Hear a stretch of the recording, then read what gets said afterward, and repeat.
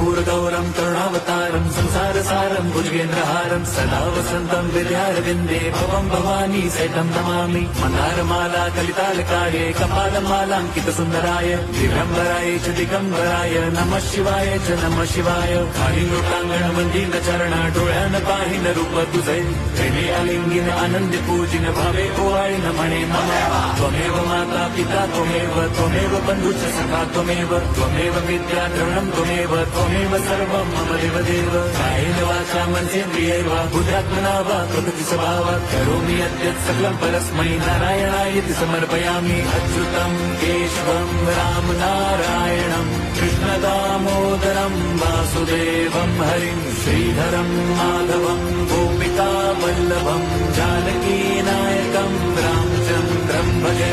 Hare Ram Ram Ram Hare Hare, Hare Krishna Hare